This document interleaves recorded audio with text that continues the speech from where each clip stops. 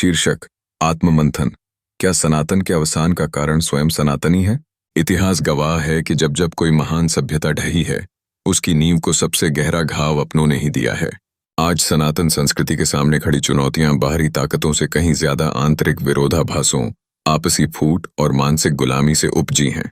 यह एक कड़वा सच है कि सनातन की शक्ति को कमजोर करने वाला कोई और नहीं, बल्कि स्वयं सनातनी समाज का एक बड़ा हिस्सा रहा है। जाति और विचारधारा के नाम पर आत्मघाती विभाजन सनातन की सबसे बड़ी ताकत उसकी एकता होनी चाहिए थी, लेकिन इसे जातिवाद के दीमक ने खोखला कर दिया।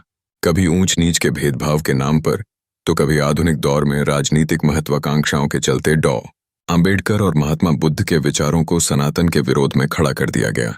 जबकि सत्य यह है कि बुद्ध और आंबेडकर दोनों ही इसी भूमि के चिंतन और सुधारवादी चेतना का हिस्सा थे, लेकिन स्वार्थी तत्वों और अज्ञानी समाज ने इसे आपसी लड़ाई का हथियार बना लिया।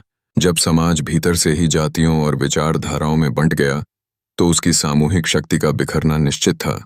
व्यावसायिकता और अंधविश्वास का खेल आज के इस डिजिटल युग में सनातन की आस्था को एक बड़ा झटका व्यापारिक मानसिकता से लगा है। बड़े बड़े उद्योगपतियों और टेक कंपनियों ने धर्म, ज्योतिष और कर्मकांड को महज मुनाफे का जरिया बना लिया है। शॉर्टकट और भ्रामक भविष्यवाणियां करने वाले अनगिनत ऐप्स और डिजिटल प्लेटफॉर्म्स खड़े कर दिए गए हैं। जब लोग इन विज्ञापनों के जाल में फंसकर ठगे जाते हैं, तो धीरे धीरे उनका वास्तविक आध्यात्मिक शक्तियों और सनातन विज्ञान से भरोसा उठ जाता है।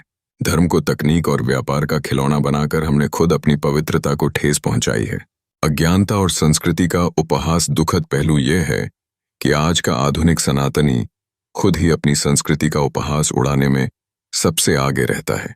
पश्चिमी सभ्यता के अंधानुकरण में या खुद को कूल और प्रोग्रेसिव दिखाने की होड़ में अपनी ही परंपराओं को दकियानूसी कह दिया जाता है। सोशल मीडिया पर खुद सनातनी ही ऐसे मीम्स या कंटेंट बनाते और शेयर करते हैं जो उनके अपने ही देवी देवताओं और मान्यताओं का मजाक उड़ाते हैं। यह एक ऐसी मूर्खतापूर्ण मानसिकता है जहां व्यक्ति अपनी ही जड़ों को कुल्हाड़ी से काट रहा है। रक्षकों का बलिदान और समाज की उदासीनता आज जमीन पर स्थिति यह है कि कुछ मुट्ठी भर लोग, संगठन या कार्यकर्ता सनातन और हिंदू समाज के अस्तित्व को बचाने के लिए संघर्ष कर रहे हैं। इस वैचारिक और सांस्कृतिक लड़ाई में कोई जेल जा रहा है तो कोई अपनी जान गंवा रहा है। लेकिन विडंबना देखिए, जिस समाज को जगाने के लिए ये भाई बहन अपनी बलि चढ़ा रहे हैं, वह समाज गहरी नींद में सोया हुआ है। उसे रील्स देखने, आपस में लड़ने और अपनी व्यक्तिगत सुख सुविधाओं से फुर्सत नहीं है। यह उदासीनता देखकर मन में यह तीखा सवाल उठना स्वाभाविक है कि क्या वाकई यह समाज इस बलिदान के योग्य बचा है? क्या इनके कर्म ऐसे बचे हैं कि इन्हें सही मार्ग दिखाया जा सके?